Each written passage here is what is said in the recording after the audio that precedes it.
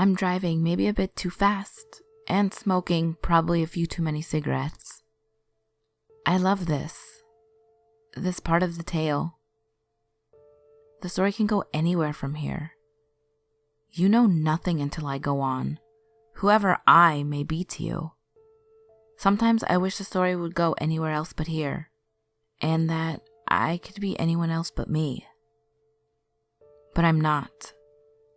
I'm Dylan Adams, and I'm driving a big-ass Buick Sentry down Interstate 89, away from my home in Concord, New Hampshire.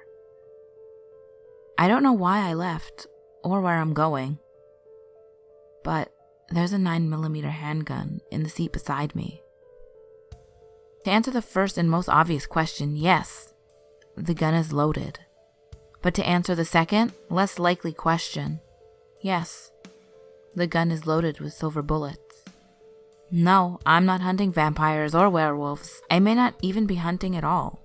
Still, with what I do, you need to have something you believe to be unique, with the remote possibility of the metaphysical, to contend in this area.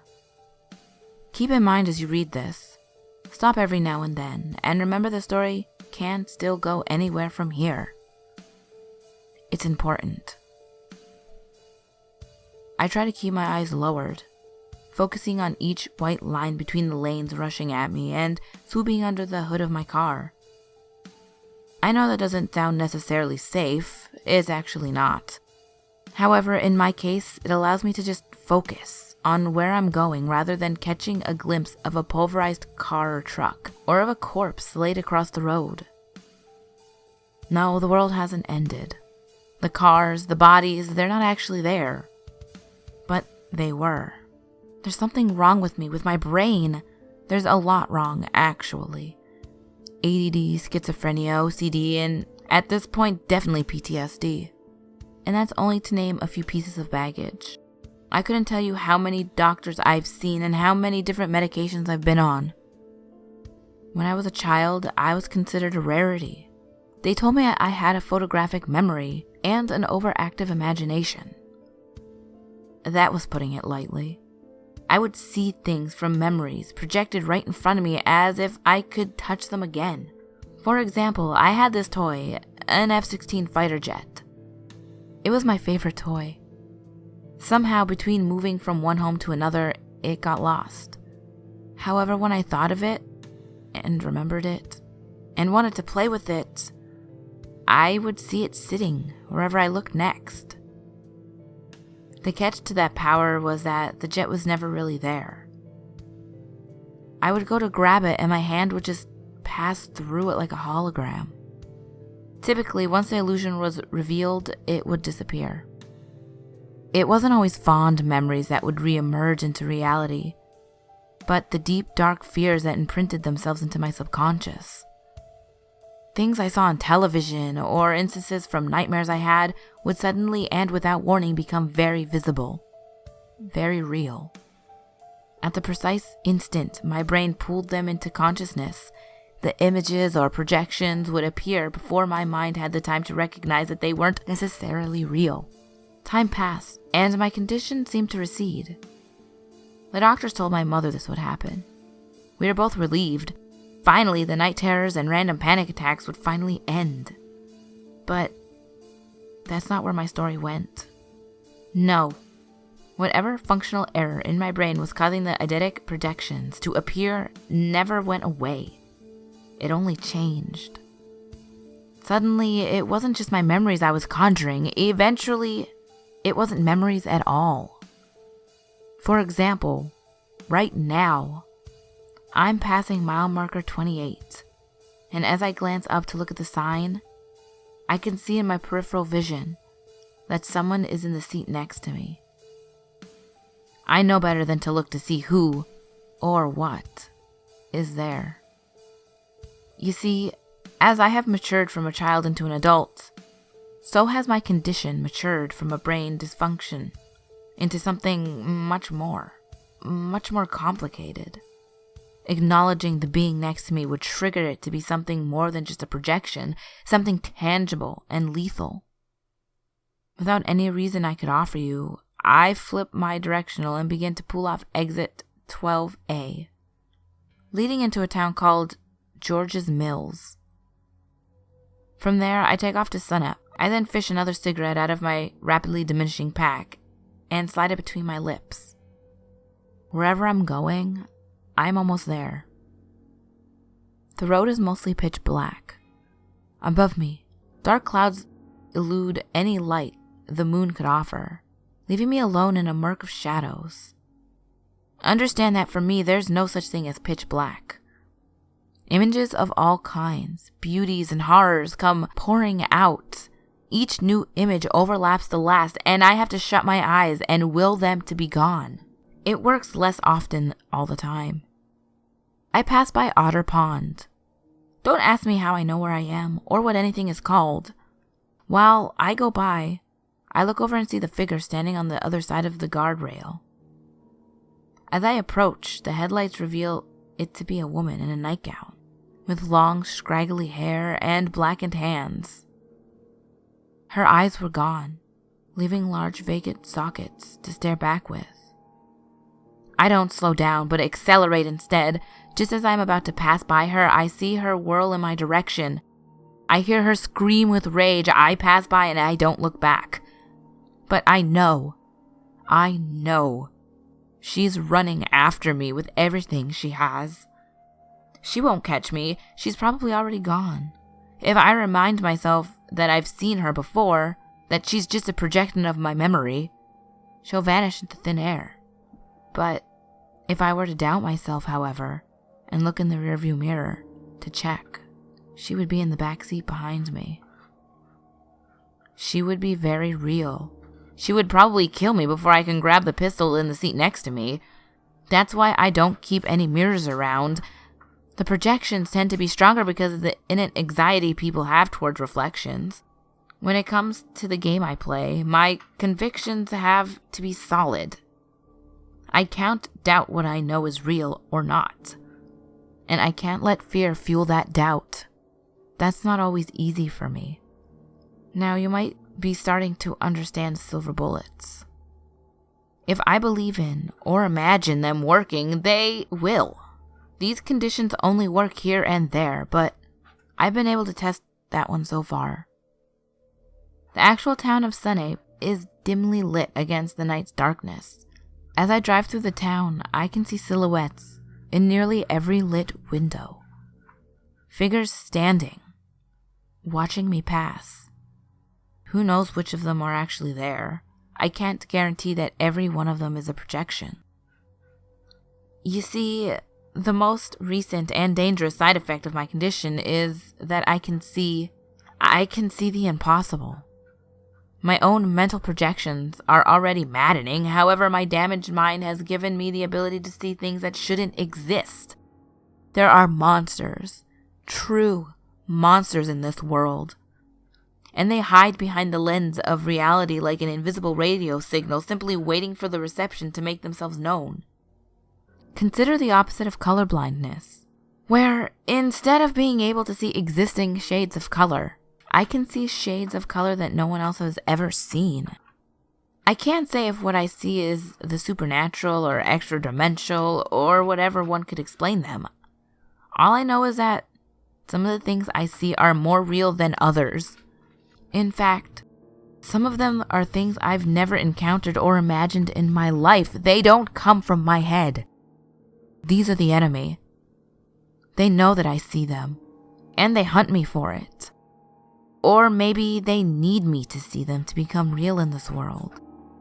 And that's why they seek me out. I can feel them coming. It feels something like the electricity in the air when a storm is approaching. I know how crazy this all sounds, but if you keep reading, you might understand. Sunup is disappearing behind me, and I find myself not in as much of a hurry as I was on the highway. I won't speed anymore for the risk of being pulled over. Another thing I've learned is that the enemy take advantage of positions of authority. A few months back, I had a flat tire, and a cop pulled up behind me. I figured it was to see if I needed help. Instead, he issued that I had a warrant for my arrest, and despite my protests, promptly detained me. I was in the back seat of his cruiser, hands bound with zip cuffs, when a passing streetlight illuminated the inside of the car. The cop was staring at me, with completely blackened eyes and his head turned back 180 degrees. The look on his face was more analytical than anything leering. Still, I freaked out, trying desperately to pull my hands free of the restraints. That's when he swerved. There was a flash of headlights, and then I blacked out. The car had rolled several times. The cop was killed in the initial head-on collision. I was alive, saved by the seatbelt the officer had insisted I wear. He even put it on for me. The doors to the cruiser had opened as it rolled, and they were pulled off like wings of a fly. Luckily, I was able to make my escape. That, so far, had been the closest they had come to killing me. But now, looking back, why didn't he just do it once my hands were bound? And why did he buckle me up if he wanted to try to kill me with the car crash? After a few miles of darkness, I emerged into an armpit of a town called Newport. Here, it was hard to tell the difference between my personal living nightmares and the actual scenery of the town. Trash everywhere. One lawn had an old stained toilet marking the end of its driveway. I had to laugh at the absurdity of it. No wonder this corner of hell has been calling to me. I drive through the town along Sunup Street, turning onto North Elm at a set of traffic lights. I look around when the light was red. On the corner, there's this clown. His jaws hanging open, much wider than any man could possibly stretch. He doesn't have fangs, but there is a long black tongue protruding from the cavern of his mouth. Twirling and lashing throughout the air, he's holding balloons of all colors. My blue eyes meet his glowing red orbs, and he begins to sprint towards me. I close my eyes and focus on the instance I had where I dreamt of a clown before. I opened my eyes and he's gone. I take my corner slowly. I go my McDonald's on my left. It's on fire. People, families with children, are inside, withering and clawing at the windows, desperately trying to escape the flames that already have engulfed them. I turn on the radio to take my mind away from all of this. Flip through stations. I can hear some country music. Change it. Talk radio. Change it. The next station is all static. I leave it and let my thoughts be lost in the ungraspable white noise as I turn left onto Unity Road. There's a vibration in my joints, and I feel like if I were to lightly clench my teeth together, they would hum with the sensation I'm feeling right now. I'm extremely close. About 1.5 miles down the long, empty road, I see a clearing to the left. Logging operation. There's an entryway leading in, bordered with cement barriers. Between the barriers is a rope with a "Do Not Enter" sign strung on it. I pull my Buick in and let it hit the rope, which snaps effortlessly. I pull in and to the right where I stop. I'm here. I light a cigarette, grab my pistol, and step out of the car. The engine's still running, and the lights are still shining bright across the sandy clearing bordered by tall pines. I stand a few feet in front of the car, far enough so that my shadow doesn't take up too much of the light shining in front of me. The pistol is in my hand. The safety is off. Hammer pulled back. Whatever I had come to meet was almost here. That's right. Whatever I was about to face has been coming my way just as much as I have been going to it. And probably from just as far away. That's the gift to my sight. I know when they are coming, and I can meet them far away from home. In my head, I was expecting anything to materialize before my sight, because that's how it works with them. They may be here, there, everywhere around us. But I finished the job of bringing them into existence with my tainted sight. And then I snapped them out with my fist and a loaded gun. At this point, I urge you to pause. Remember me saying how the story can go anywhere from here?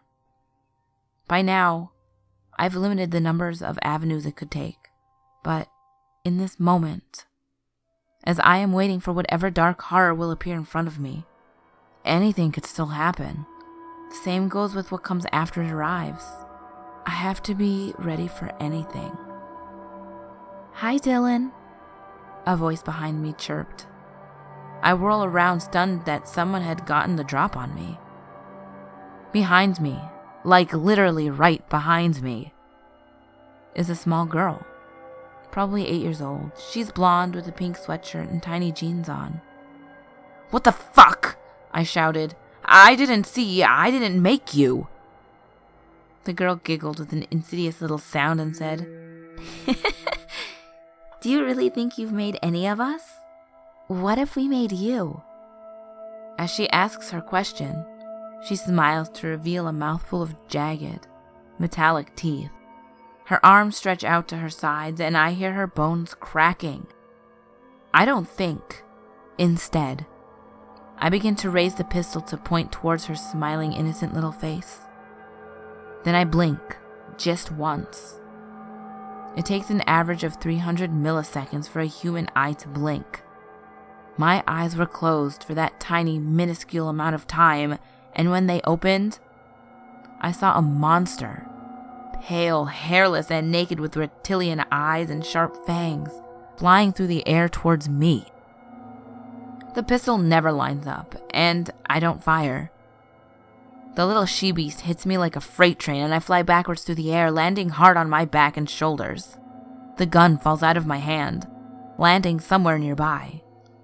The air is forced out of my chest, but I have no time to feel it.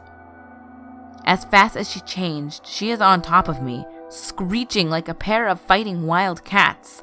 One clawed hand has me pinned down, the other raises high above her head, lashing down in a wide swipe. My neck and face suddenly feel like they're on fire. She raises her hand again, but this time I grab her wrist on its way down. Before she can move the other hand, I grab that wrist too. She lunges down with her face, screaming in what is now a deep roar. Vile spit flies off of her twisted teeth. She is leaning down to bite my throat like an animal. I respond by surging my own head forward in a brutal headbutt. It works. The impact knocks her back, and I feel strength diminish in her thin, waxy arms for just an instant. I seize the opportunity to push forward, raising her back up straight. I then pull hard on her left arm. As she loses balance, I release her right wrist and proceed to deliver the hardest punches I can muster against her bald head. 1, 2, 3, 4 brutal strikes, and she's off of me. I know better than to just try to find the gun yet. Instead, I take my turn to pounce on the creature.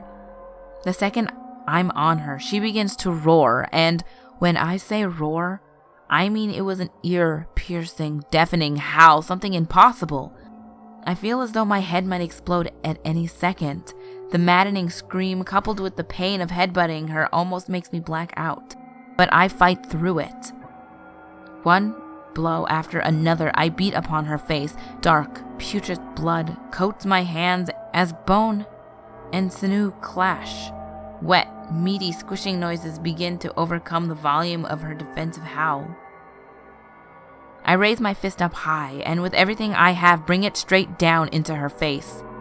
Her hands, which had been tearing my skin to shreds, trying to fight me off, fall limp to her sides. I don't let up. I take both of my thumbs and press them into her black and amber eyes. They pop like grapes, and more dark blood rushes out, as if her sockets were geysers. This time, her screaming is high-pitched and full of pain, full of terror. The sound lionizes the fucked-up gorilla that I am. And I find myself smiling, despite my firmly clenched teeth. "You fucked with me," I roared, "and this is what you get." I pull my hands back and jump off of her. The way she thrashes in her agony and newfound blindness is reminiscent of an insect's death throes. The pistol takes me only seconds to find. I reach down and scoop it up. When I turn, she's airborne again. We collide, and I am slammed back into the hood of my car. My head crashes so hard it dents the steel hood, and I nearly bite my tongue in half. Even blind, she takes a swipe at my chest. This time, it's deep. I scream out in shock from the searing pain. Also, this time, she has me pinned down. Her skin begins to surge, and hundreds of thin black tendrils start to poke through the flesh of her face. Each one, like that clown's black tongue, curls and stretches towards me. However, this time, I didn't drop the gun. As she goes to launch her claws deep into my throat, I fire. The hole that the silver bullet leaves is impossibly large for 9mm. The edges of the wound are cauterized. She stumbles back, holds her stomach in sweet disbelief. The next shot is aimed to her knee, and it blows her leg off. She falls, wailing. Still, she claws at the sand, trying to desperately reach me. I shoot her arm off at the shoulder. Now she rolls onto her back, weak, but not defeated. She tries to claw at my legs, but misses. I stand on her wrist. "What are you?" I demand, practically choking the words out. Between labored breaths, she says, I am unstoppable. I will kill all of you." I say nothing more. I put the 5 remaining bullets through her head and torso. I nearly fall over, stumbling back towards the car where I lean up against the fender. I am bleeding badly, but I won't be able to go to a hospital anywhere near here. Panting, I look up to find that I'm surrounded. Freaks, monsters, zombies, burnt corpses of children, that clown, savage wolves with glowing eyes, claws, tentacles, fangs, and blood, horror of every kind all around me. They are silent and staring. I'm done, I think to myself, but I won't let them enjoy seeing my fear. Grimacing, I push myself back up until I'm standing tall. I reach into my pocket and pull out a loaded magazine. Looking at every terror around me, I load the gun and take a few defiant steps towards my kill. Their eyes never leave me. But they don't approach. A silent moment passes. Then, simultaneously, they all back away slowly, receding back into the ebony abyss of the forest. Were they all projections? Or something more? I'm alone again. I waste no time getting back into the car. I'm hurt badly, but I'll have a ways to go before I can see a doctor. The cuts on my neck hurt, but they weren't bleeding like my chest was. I needed stitches, and maybe a transfusion. Most importantly, I still need to keep my wits about me. I'm driving maybe a bit too fast, and smoking probably a few too many cigarettes. I lead my big-ass Buick Sentry away from Newport, New Hampshire, towards Interstate 89. Aside from fighting to not lose consciousness, my brain is tangled on the fact that the monsters had seen me before I saw it. That's never happened before. Then I thought of what that monster had said. She said she would kill all of you. I never dispose of any bodies of the creatures I've slain. I leave them where they are and hope that someone will find and report them. But if they do, nobody hears about it.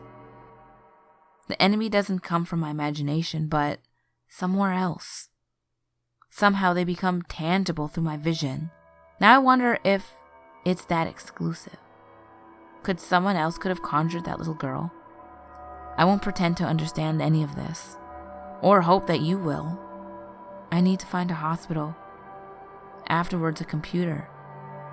I will post this blog everywhere, explode the internet with it if I have to. Someone out there will see it. Not just the words of my story, but the monstrous truth behind it. I am Dylan Adams. And I am not a witch hunter. I am a soldier. The game is changing. They are changing. And I have to modify my tactics as well. This story isn't over. It can still go anywhere from here. I never asked for this site, this curse of fucked up synopsis, but I have it. And it's a responsibility. If you have it too, then find me. Clear your mind. Imagine me. And you'll know where to go.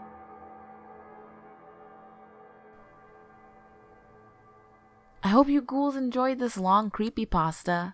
It was so well written I couldn't not do it. And I know I have been doing shorter creepypastas for the last 2 weeks. So I figured you guys needed a nice long one. So yeah, I hope you enjoyed it as much as I did. And also, thank you for all the feedback for the video I posted Saturday.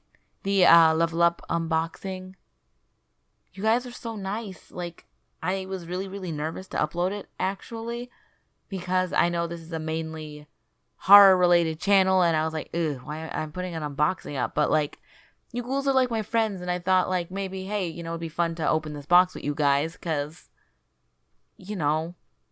I feel like a good amount of you are kind of nerdy, kind of geeky, into anime, into video games. So I figured, why not? It would be interesting. And you guys seem to respond well to it. And I am by no means switching my channel to unboxings all the time and all that kind of stuff. I figured, one fun video a week and then the rest will be horror. And if you don't want to watch the, the quote fun video, you don't have to. It's cool. I mean, it's my channel, and I think, you guys seem to really enjoy my personality when I do those kind of videos. So, yeah. But, as always, my last video will be on the top left, my next video will be on the bottom left. All my social medias are on the screen, and they will also be in the description below. Secret word for today will be pillow pet. You know those pillow pets? It's a pillow. It's a pet. It's a pillow pet. It'll be pillow pet because I am almost 24 years old and my pillow is a pillow pet. It is a pink Tyrannosaurus dinosaur pillow pet. No shame. But remember, there's always someone or something watching you.